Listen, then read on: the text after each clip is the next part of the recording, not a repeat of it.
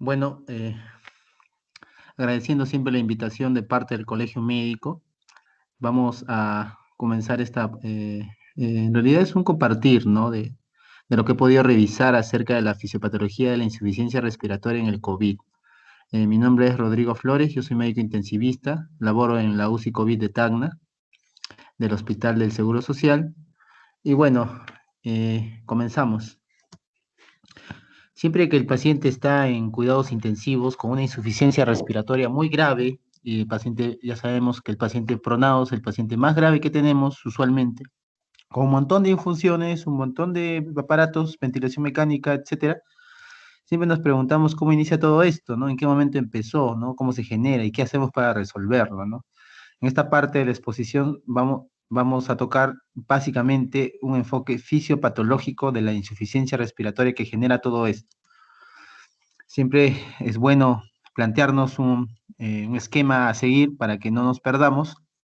Le he planteado el siguiente, básicamente 4 puntos, en el que el tercero es el más amplio, y empezaremos con la inmunopatogénesis de la infección por COVID-19, ¿no? Yo creo que todo el mundo ha revisado, todo el mundo sabe cómo inicia esta infección del COVID, pero vamos a entrar un poquito más en detalle, ¿no? Ante la pregunta por qué el pulmón es tan vulnerable, ¿no? ¿Por qué es una infección tan severa a nivel pulmonar? Pues hay varias respuestas, ¿no? Recordemos que la superficie pulmonar es de 70 a 80 metros cuadrados de área de intercambio gaseoso. También debemos recordar que hay otras superficies tan extensas como la del tracto gastrointestinal, que es hasta 200 metros cuadrados, que es mucho más amplia que el pulmón, ¿no? Y el endotelio 7 metros cuadrados, por ejemplo, ¿no? Si los extendemos en superficie. Ahí también debemos recordar que el neumocito tipo 2 está expresado expresa en el 83% de los casos todas las enzimas convertidoras de angiotensina tipo 2, ¿no? A este receptor del COVID, ¿no? Entonces ya se irán imaginando tanta superficie, tanta receptor en los neumocitos tipo 2, entonces es fácil entender por qué el pulmón es susceptible. También debemos recordar que el pulmón tiene endotelio, ¿no? El endotelio del capilar pulmonar, ¿no? Lo que lo hace mucho más susceptible porque el endotelio expresa fuertemente también este receptor del COVID, ¿no? Entonces, aquí la inmunopatogénesis se ha descubierto bastante, todavía hay muchas incógnitas, pero más o menos deberíamos empezar así, miren. El COVID viene, se une a un receptor AC2, ya lo conocemos, a través de receptores tipo TOL, genera una respuesta inflamatoria hacia el intracelular, modificando genes, ¿no? Estimulando el factor nuclear kappa B y generando la famosa tormenta de citoquinas. Eso es bien conocido por todos, lo sabemos, pero lo que se ha ahondado en el detalle es lo siguiente, ¿no? Hay una inhibición de la respuesta del interferón, y eso es muy importante. No solamente por parte del COVID, ¿no? Sino también hay otras proteínas como estas de RIG, que son genes inducibles del ácido retinoico, que generan, junto con el COVID y junto a este contexto inflamatorio, una inhibición de la producción del interferón tipo 1, ¿no? Y eso es muy malo, ¿no? Recordemos que el interferón es encargado de la producción de linfocitos, la activación, y es parte muy importante de la inmunidad innata. Quizá esta alteración del interferón explique por qué los pacientes con COVID, lo sabemos todos también, tienen linfopenia tan severas como 1 o 2%, ¿no? Del conteo total de linfocitos, ¿no? Entonces, y eso es un marcador, nosotros sabemos, los que vemos pacientes COVID a diario, de severidad, ¿no? Pero bueno, sigamos comentando este gráfico interesante de la inmunopatogénesis. También podemos observar otro detalle. Veamos por acá, vean acá al linfocito, perdón, al natural killer, ¿no? Entonces hay una alteración del natural killer. Recordemos que el natural killer hace una apoptosis o señales de muerte mediadas por gránulos o mediadas por perforinas y también mediadas por ligandos, ¿no? Entonces el natural killer está alterada su función y básicamente está alterada por alteración en las proteínas que generan muerte, ¿no? Y además, el natural killer depende, ¿no? Y también el natural killer depende y también es susceptible del interferón. Genera activaciones tipo JAK, ¿no? Y genera genes que estimulan al interferón. O sea, el mismo natural killer genera que hay interferón. Entonces, si el natural killer está alterado, tampoco va a haber interferón. Entonces, el interferón tipo 1 va a estar muy, muy venido a menos, ¿no? Entonces, es el segundo detalle que debemos tener en cuenta, ¿no? Ahora, también se ha comprobado que el natural killer puede tener factores adquiridos para fallar, ¿no? O una predisposición genética, eso no lo sabemos todavía. Y el tercer involucrado acá es este macrófago, ¿no? El macrófago alveolar que genera la tormenta de citoquinas, ¿no? El macrófago alveolar se activa de manera desmedida, ¿no? Desmedida, ¿no? Aquí tenemos un COVID por un receptor tipo de SINE diferente, ¿no? Que genera también ferritina, óxido nítrico, radicales de oxígeno, y de alguna manera hay una activación importante, ¿no? Tipo como si fuera esto un síndrome hematofagocítico, ¿no? Entonces es interesante, y esos tres puntos deben recordarlos, ¿no? Hay un efecto en la respuesta al interferón, hay una alteración en la citotoxicidad del natural killer, y también hay una activación macrofágica desmedida, ¿no? Entonces, esos tres puntos son importantes de recordar en la inmunopatogénesis, sobre todo cuando veamos en etapas más avanzadas el daño, ¿no? Bueno, esto también lo conocemos todos, cómo ingresa el SARS por el AC2 receptor y básicamente las respuestas, ¿no? Vean, aquí hay un perfil inflamatorio, ¿no? Una tormenta de citoquinas, pero no solamente queda todo ahí, también va a haber una alteración en la microangiopática, ¿no? Una alteración de los vasos pequeños, ¿no? Bueno, y también puede haber desarrollo de anticuerpos específicos, pero sobre este detalle también vamos a ampliar, ¿no? ¿Qué es esa alteración, esa trombosis, esa endotelitis, ¿no? Lo otro es que no todas estas respuestas inflamatorias o hiperinflamatorias suceden al mismo tiempo.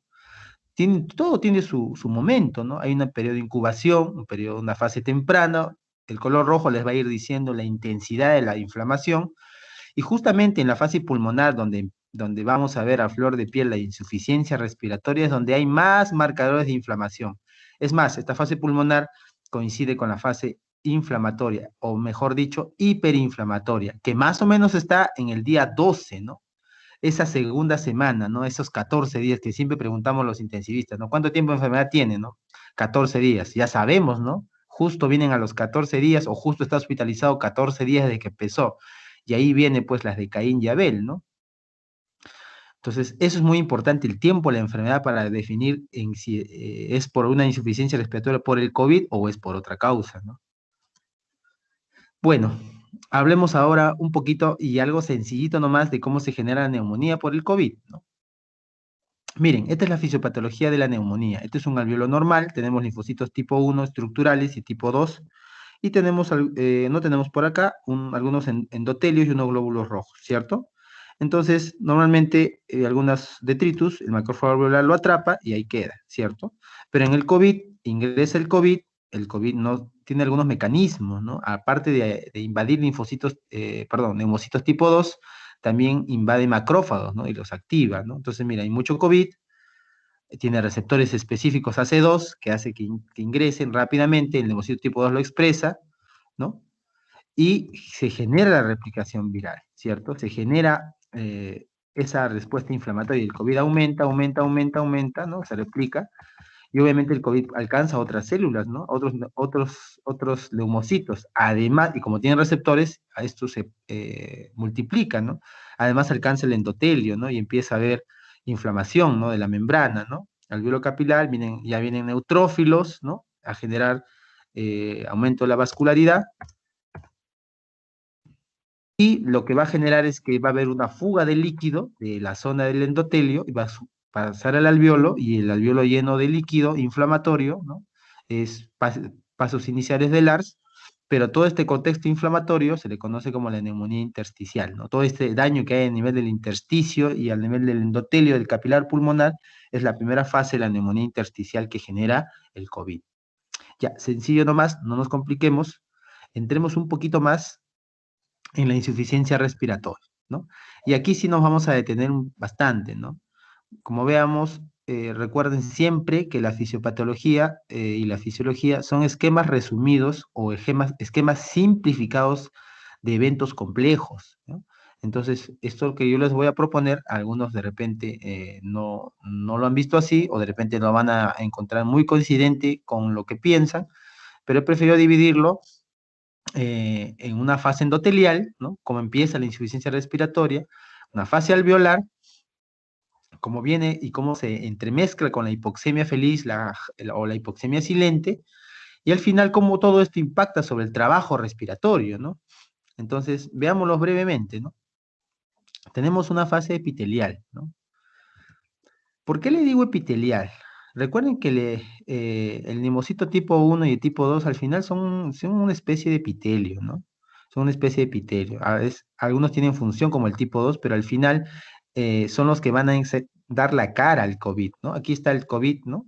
Se genera que el monocito se active, se vuelva macrófago por unas citoquinas y empiece la inflamación primero a nivel del linfocito tipo 1 y tipo 2, ¿no?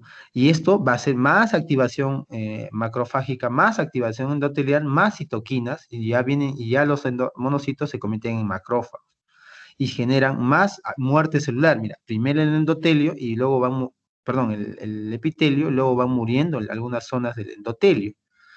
Pero todavía no hay inundación alveolar, todavía no hay alteración del endotelio vascular, ¿cierto? Entonces, es una primera fase. En esta fase, nosotros podemos tener algunos síntomas banales, ¿no? Una respuesta inflamatoria general, fiebre, malestar general, ¿no? Pero todavía no tenemos disnea, no tenemos desaturación, ¿no? Eso lo vamos a ver en las siguientes fases, ¿no? Y lo que yo llamo fase endotelial es donde francamente se ha perdido, vean acá, algunas células de endotelio, han muerto por apoptosis, ¿no? Han muerto y genera vacíos en la membrana endotelial, ¿no? Y ya empieza a haber algunas células como polimorfos nucleares, ¿no? Que empiezan a hacer de las suyas y empieza a haber también defectos epiteliales, ¿no? Y aquí ya sabemos lo que va a pasar, ¿no? Va a venir una inundación alveolar. Entonces, esta fase endotelial tiene mucha mayor implicancia a nivel global del pulmón, ¿no? A nivel regional también. Vamos a verlo más adelante, ¿no? Pero quiero que vean cómo una fase de epitelio pasa a una fase de endotelio, ¿no? Eso es muy interesante, ¿no? Y finalmente, cuando ya se pierde todo, la integridad de la membrana alveolo-capilar, sucede la inundación alveolar, ¿no? Y aquí sí, pues se destruye el alveolo, vean, ya se ha perdido la integridad del alveolo, se ha perdido la integridad del endotelio vascular, las células inflamatorias están por doquier, macrófagos activados, monocitos, el COVID sigue replicándose, y aquí sí estamos en una fase más tardía, ¿no? Aquí es evidente, ¿no? Y acá es franca la insuficiencia respiratoria. Entonces, esto es a grosso modo. Vamos a entrar un poquito más en profundidad, ¿no? Y lo otro es, ¿son fenotipos o son fases, ¿no? Esa es la pregunta del millón, ¿no? Entonces, nosotros estamos hablando de fases, ¿no? Una fase epitelial, una fase endotelial y una fase alveolar, ¿cierto? Pero el maestro Luciano Gattinoni, ¿no? Los dividió en fenotipos, ¿no? Y no está muy alejado de lo que yo les estoy comentando, lo que son fases, ¿no? ¿Por qué? Porque estos fenotipos son funcionales, ¿no? De cómo se comporta el pulmón. Tenemos un fenotipo L de low, ¿no? Y un fenotipo H de high, o de elevado y de bajo, ¿no? Vean que ambos pacientes tienen relaciones PAFI más o menos similares, ¿no? 95 y 84, ¿no? Pero vean que el infiltrado es totalmente diferente, ¿no? El filtrado en el fenotipo L es básicamente intersticial, en cambio en el fenotipo H es básicamente alveolar. Lo otro que deben tomar en cuenta es que el comportamiento funcional de este pulmón es con una baja elastanza, es decir, con una alta compliance, ¿no? Es decir, el volumen tidal ingresa con bajas presiones, ¿no? Diferente de este paciente que tiene alta elastancia y baja compliance, lo que significa que necesita mayores presiones de insuflado para generar un volumen tidal adecuado, ¿no? Lo otro, ¿no? Este tiene bajo potencial de reclutabilidad, ¿no? O sea, no podemos reclutar unidades alveolares grandemente, ¿no? En este pulmón, ¿no? Porque no están colapsadas, ¿no? En cambio, en este fenotipo H, nosotros viendo la tomografía sabemos que hay alta posibilidad de reclutamiento alveolar, ¿no? Y eso de ahí es muy interesante, ¿no? Diferentes pacientes, probablemente, con PAFI similares, pero con tomografías totalmente diferentes, ¿no? Aquí está en esquema las unidades Hanfield de esta tomografía, más o menos expresada en barras, ¿no? Y aquí está es un dibujo en 3D, ¿no? Cómo se ve, ¿no? Cómo se ve el colapso alveolar y aquí cómo está el pulmón relativamente insuflado, ¿no? Entonces, de nuevo, ¿no? ¿Estamos hablando de fases o estamos hablando de fenotipos, ¿no? Yo podría decir que todavía es una fase endotelial, ¿no? O epitelial, donde no hay colapso alveolar. Y podría decir que es una fase alveolar, donde el alveolo está inundado, ¿no? Y se ve, ¿no? Podríamos hablar así, ¿no? Entonces, ¿cuál es la verdad? ¿Cuál es fisiopatológicamente, cuál es el enfoque de esta insuficiencia respiratoria? Entonces, tratamos de establecerlo de la siguiente manera, ¿no? Tenemos dos placas, ¿no? Un fenotipo H, ¿no? Y un fenotipo L, ¿no? Recordemos que el fenotipo H más o menos es una infiltrado eminentemente alveolar y un fenotipo L es un infiltrado eminentemente intersticial. Pero ambos pacientes tienen hipoxemia, ¿no? Ambos pacientes tienen PAFIs muy bajo, saturan muy bajo, ¿no? Entonces, tratando de poner un sustento fisiopatológico, la hipoxemia tiene básicamente 5 respuestas, ¿no? Y más o menos podríamos plantearlo de la siguiente manera, ¿no? Vean que en el alveolar es alto conocido, todo distrés o toda neumonía con ocupación alveolar, nosotros sabemos que hay una relación BQ, ¿no? Ventilación-perfusión, y si el alveolo se llena, entonces de agua, eso se llama shunt, ¿no? Porque el oxígeno llevado por el capilar pulmonar va a pasar en una zona desoxigenada, supuestamente oxigenarse por el alveolo y salir oxigenada. Pero si el alveolo está lleno de líquido y está colapsado, está out, está fuera, entonces la sangre desoxigenada va a permanecer desoxigenada. Eso es un shunt, ¿no? Y eso lo conocemos. Y es el único mecanismo de hipoxemia de los 5 que conocemos que no responde a la administración de oxígeno. Es decir, que este paciente debe ser intubado probablemente, ¿no? Que necesita CPAP o PIP, ¿no? Dependiendo del soporte inspiratorio que le demos. Pero es primordial que identifiquemos aquí el SHAN, ¿no? Lo otro que podemos decir es lo siguiente, ¿no? Que en el infiltrado intersticial, al no haber colapso alveolar, probablemente la inflamación esté más abajo, ¿no? No en el alveolo, sino en el endotelio o en la membrana, ¿no? O en ese espacio intersticial. En ese grueso de capas, ahí está el infiltrado o la inflamación. Entonces ya sabemos que en el COVID hay una fase inicial que se llama endotelitis, ¿ya? Endotelitis, que tiene muchas variables, ¿no? Puede aumentar el flujo en una fase inicial y luego pueda perderse en una fase final de trombosis, ¿no? En todo caso, al haber inflamación aquí, va a haber una alteración BQ, ¿no? Una profunda alteración BQ. Y también se pierden mecanismos regulatorios como la vasoconstricción pulmonar por hipoxia, ¿no? Entonces, de esto puede pasar al SHANT, claro que sí, y ahí está, ¿no? Suele pasar eso.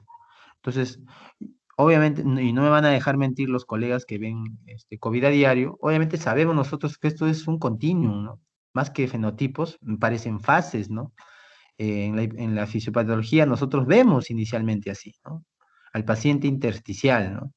Pero conforme va pasando los días, y conforme va pasando el proceso inflamatorio, el paciente puede alveolizar las zonas, ¿no? Las zonas que antes estaban intersticiales, ¿no?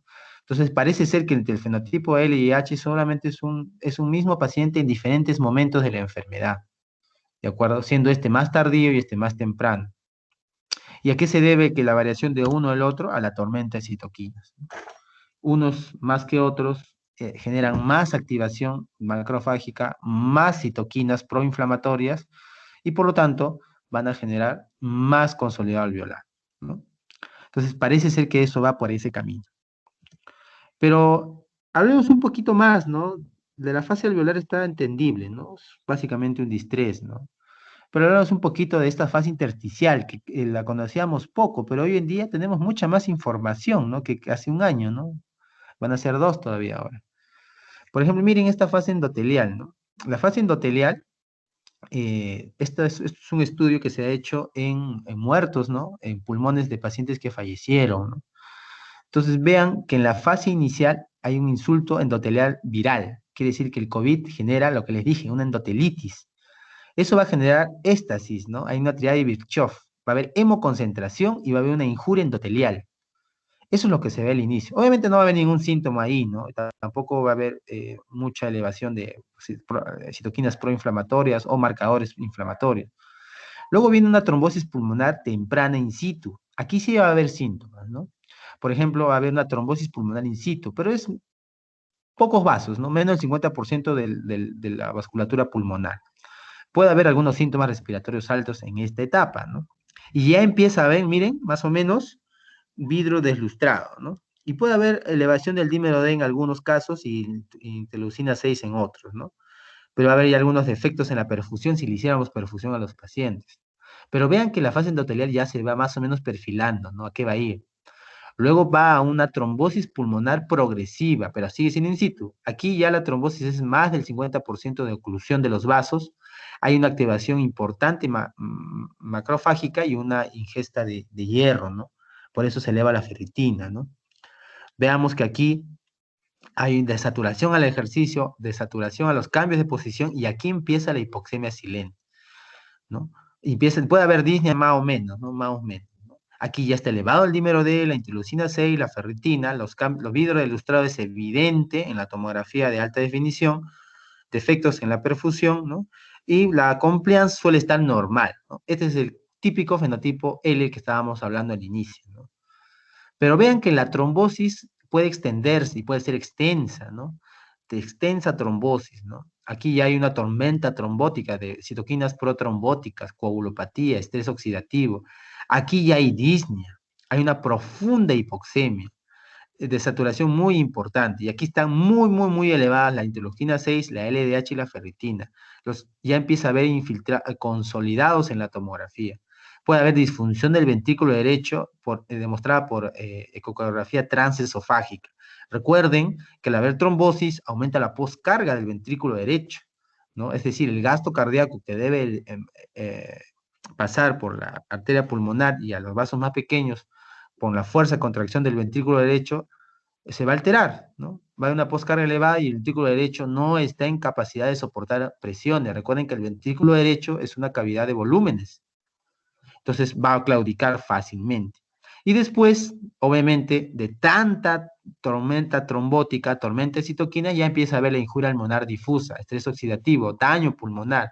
Inclusive puede haber PECILE, ¿no? Injuria pulmonar autoinducida por el paciente, ¿no? Más sobrecarga del ventrículo derecho. Aquí ya hay colapso, ¿no? Aquí entra el paro el paciente, ¿no? Severa hipoxemia, hay compromiso hemodinámico, malperfusión y suelen fallecer los pacientes. Falla multiorgánica, y etcétera, ¿no? Entonces podríamos decir nosotros que hasta por aquí estamos en la fase endotelial y por aquí en una fase alveolar, ¿no? Si quisiéramos llamarlo en fases. O podríamos decir que hasta por aquí es un fenotipo L y por aquí un fenotipo H. Pero nosotros debemos reconocer aquí, ¿no? El paciente antes que entre a la trombosis pulmonar extensa, ¿no? En esta fase endotelial. Deberíamos reconocerlo aquí, ¿no? Quizá mucho antes, ¿no? Pero aquí, por ejemplo, ¿no? Ya con los marcadores elevados, ya con el vidrio ilustrado, ¿no? Por eso es muy importante la tomografía en el COVID y eso lo hemos aprendido tempranamente, ¿no? Ahora, ¿qué alteración BQ sucede con toda esta fase endotelial? Entonces, mire, este es un esquema muy interesante, ¿no? Muy interesante. Tenemos esto de acá es el alveolo y los círculos rojitos son los capilares, ¿no? En un pulmón normal. Veamos en un pulmón, en una fase endotelial, ¿no? Veamos cómo primeramente va a haber hiperemia, ¿no? Va a haber hiperemia, va a haber vasodilatación, ¿no? Hay un flujo sanguíneo aumentado y la mayoría de los alveolos están preservados. Eso va a hacer que el flujo sea mucho y la ventilación es igual, por lo tanto el BQ va a caer mucho, ¿no? ¿Y eso por qué se genera? Porque va a haber hiperplasia de los linfocitos tipo 2, va a haber acumulación intraalveolar de los macrófagos, va a haber una dilatación postcapilar de las vénulas, ¿no? Puede haber trombosis, microtrombosis, ¿no? Y infiltrado perivascular tipo linfocito TCD4. Vean cómo se llena de capilares alrededor del alveolo y ya empieza a haber la inflamación. Entonces, esa es la primera fase, ¿no? Y ahí se genera alteración BQ por básicamente vasodilatación, ¿no? Pero miren, si nosotros a este paciente que está en esta primera fase le ofrecemos un pronovigil, ¿qué va a suceder? Ya sabemos qué va a pasar con el prono, ¿no? Va a mejorar, ¿dónde está? Esta parte que está con hiperflujo, ¿no? Y aquí está con hipoflujo, y la ventilación está mejor en las partes superiores y menor en las partes inferiores. Al pronar al paciente, ¿no? El flujo va a mejorar en las partes superiores, ¿no? Perdón, bueno, la parte que queda inferior, ¿no? Que era lo que estaba mal en la parte superior en el supino, ¿no? Cuando pasa a prono, eso mejora, ¿no? y se redistribuye mejor el flujo, hay un mejor balance, ¿no? Y el BQ mejora. Entonces, lo que estaba mal, con mucho flujo pulmonar, mucho flujo en zonas normalmente ventiladas, cuando pasas al paciente en pronovigil, esto mejora. Y en el prono en ventilación mecánica, ni qué decir, ¿no? Hay otras consideraciones hemodinámicas, ¿no? Entonces, ponemos a los pacientes en fases tempranas, es importante. Lo otro, cuando está en ventilación mecánica, cómo se asocia al PIB, ¿no? Lo mismo, miren, mucha perfusión, poca ventilación o la misma, disminución del BQ. Cuando ponemos PIB, aumentamos, ¿no? El alveolo, ¿no? La capacidad de inflar el alveolo, ¿no? Lo cual va a mejorar la ventilación y como está aumentada la perfusión, él va a haber balance BQ otra vez, ¿no? Entonces, vean cómo el prono y el PIB pueden mejorar la ventilación, la relación ventilación-perfusión, ¿no? Y eso es muy interesante, ¿no? Desde el punto de vista fisiopatológico, sobre todo para el enfoque del soporte, ¿no? Del soporte inspiratorio, oxigenatorio, mecánico, ¿no? Veamos por qué deberíamos insistir bastante que nuestros pacientes con COVID no se levanten al baño, no se pongan de pie, ¿no? Que estén echados en prono, ¿no? Porque cuando estamos de pie, obviamente la perfusión por gravedad va a ser mejor abajo y la ventilación no así, ¿no? Entonces hay mucha perfusión abajo y poca ventilación, disminuye la ventilación-perfusión. Si el paciente se echa, entonces se redistribuye mejor el aire, ¿no? La sangre redirige, ¿no? Hay menos daño de zonas pulmonares, ¿no? Y nuevamente se establece el balance BQ, ¿no? Vean cómo mejora el alveolo y la perfusión se hace más simétrica, ¿no? Al estar echado, ¿no? Entonces, son varias cosas que podríamos ofrecer a los pacientes antes de intubarse, ¿no? En etapas tempranas, ¿no? Pronovigil, de repente CPAP, ¿no? Con una máscara de CPAP o una cánula nasal de alto flujo, ¿no? Que es lo que vamos a comentar más adelante en este curso, ¿no?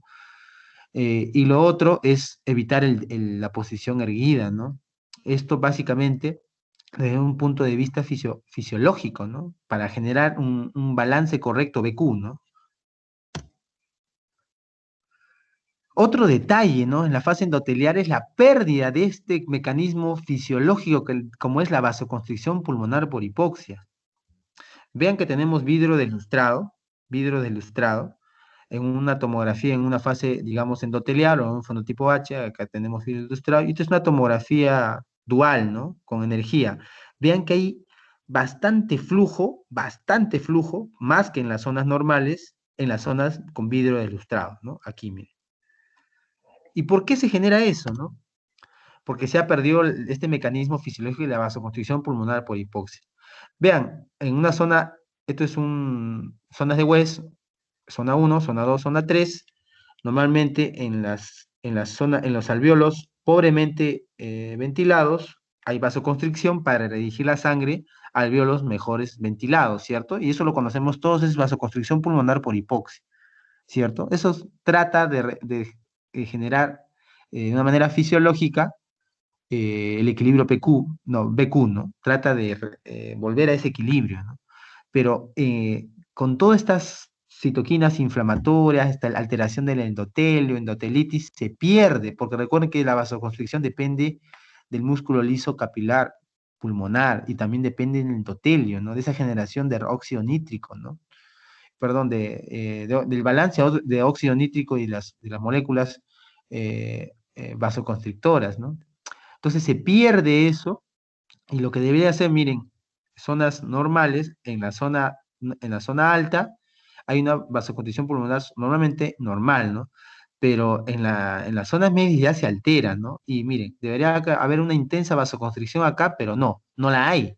Y el flujo sanguíneo se dirige de manera igual a las zonas bien ventiladas y a las zonas mal ventiladas, ¿no? Generando un aumento, ¿no? Un aumento del CHAN, ¿no? Y peor, en las zonas más basales, miren, es peor, ¿no? La gravedad hace lo suyo y lo que debería haber más vasoconstricción pulmonar por hipoxia, se genera más vasodilatación y el flujo sanguíneo, en vez de irse a las zonas mejor ventiladas, se va a las zonas pobremente ventiladas, expresado en café, en cuadrado café y cuadrado negro es altamente ventiladas, y el flujo sanguíneo predominantemente va a estas zonas y obviamente la sangre queda muy desoxigenada. Entonces, la pérdida de esta defensa fisiológica, como es la vasoconstricción pulmonar por hipoxia, explica en mucho detalle la insuficiencia respiratoria por el COVID. Y esto es lo que sucede, en una profunda alteración BQ, ¿no? Va a haber, por la tormenta de citoquinas, vasodilatación, por la disfunción endotelial, pérdida de la vasoconstricción pulmonar por hipoxia. También por la trombosis se pierde la barrera endotelial y también, encima de todo, va a haber una disregulación del sistema renina-angiotensina-aldosterona, ¿no? Que generaba la vasoconstricción, ¿no? Entonces, por esos detalles, va a haber más flujo en zonas donde no hay buena ventilación alveolar y lo que va a generar es que aumente el shunt hasta un 50% del flujo sanguíneo. Eso le llamamos hiperperfusión, ¿no? Del pulmón colapsado. Y es un término que debemos acuñar, ¿no? Hiperperfusión, como explicación de la insuficiencia respiratoria por el COVID. Hiperperfusión me refiero a shunt, ¿no? Cuando digo hiperperfusión me estoy refiriendo a que aumenta el flujo sanguíneo a zonas mal ventiladas, lo que es shunt, ¿no? Shunt, ¿ya? Entonces, eso es muy importante marcarlo. Entonces, podríamos decir que hasta esa parte era una fase endotelial, ¿no? Hablemos un poquito ya de cuando entramos al alveolo, ¿no? Está claro hasta ahí cómo hemos llegado al endotelio, cómo participa en esta insuficiencia respiratoria y la expresión imagenológica son vidrios ilustrados. En la fase alveolar veamos cómo la hipoxemia feliz se refiere a la aparición de signos evidentes del que el paciente está hipoxémico, ¿no? Está desaturando, le falta el oxígeno, ¿no? Pero no hay una sensación objetiva de la falta de aire.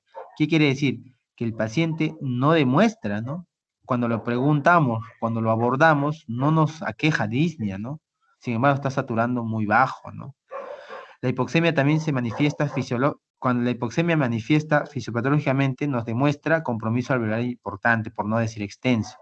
Es decir, cuando el paciente nos dice que tiene disnea, cuando el paciente ya nos refiere disnea, ya el compromiso probablemente es alveolar y probablemente sea extenso, ¿no? O sea, y probablemente ese vidrio deslustrado se ha convertido en consolidado. Y este gráfico es muy interesante. Vean cómo la PO2 se mantiene indemne en el inicio de los síntomas, pero cuando encontramos a una fase endotelial, veamos cómo empieza a haber shunt intrapulmonar, trombosis intravascular, microtrombosis, perdón, y se pierde la regulación de la perfusión, es decir, se pierde la vasoconstricción pulmonar por hipoxia. Pero hay un punto de corte, ¿no? Donde aparece disnea. Ese punto de corte donde aparece disnea, ya aparecen otras anormalidades como pérdida de la compliance, incremento del espacio muerto, ya hay consolidados, se retiene CO2, hay ansiedad y fatiga. ¿Y por qué hablo reducción de la compliance por compromiso alveolar? Pues saben que cuando el alveolo se inunda, es más difícil meter volumen tidal, menos volumen tidal, más presiones de insuflado, más presiones de plató, y por lo tanto la compliance va a salir más baja, ¿no?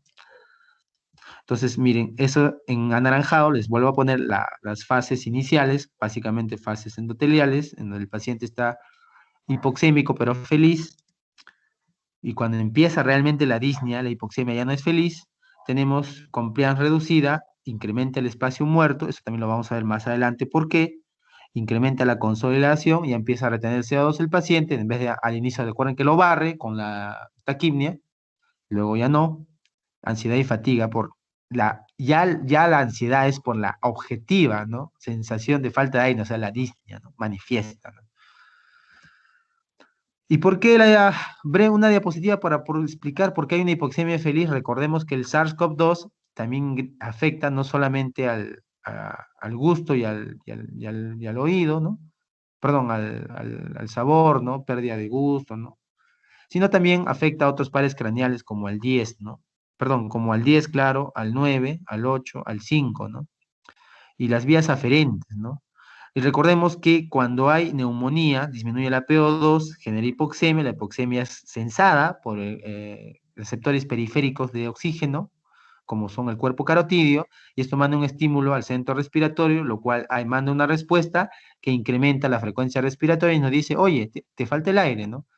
Pero parece ser que hay un defecto, ¿no? Y hay un retraso en la transmisión de este impulso en el núcleo de tracto solitario que tiene que ver con el centro respiratorio. Además, hay una alteración de la respuesta diferente, ¿no? Por el mismo SARS-CoV-2, ¿no?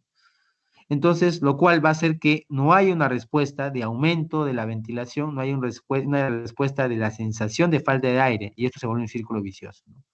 Es decir, por afectación directa de los centros nerviosos y los centros y los nervios eferentes, se genera una hipoxemia feliz, ¿no?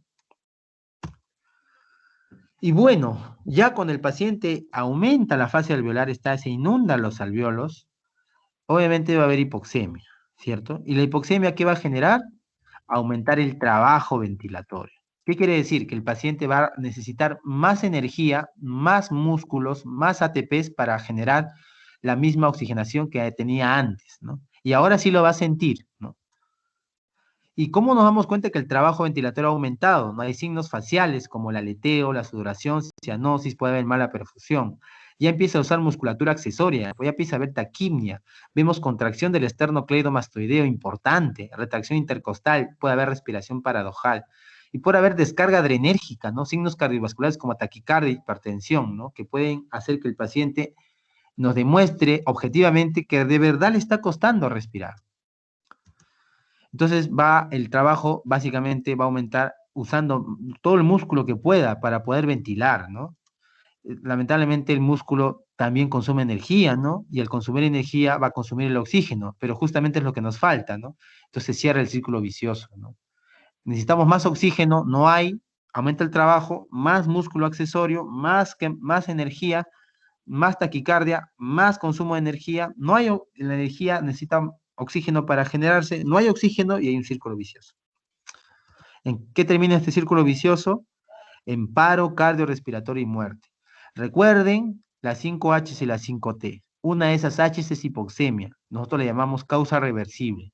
Pero si este paciente tiene una hipoxemia como causa del paro y la hipoxemia no la resolvemos, este paciente no va a salir del paro, entonces ya no es reversible. Y un paciente que ya está ventilado con hipoxemia refractaria y hace paro, no lo reanimamos tampoco porque es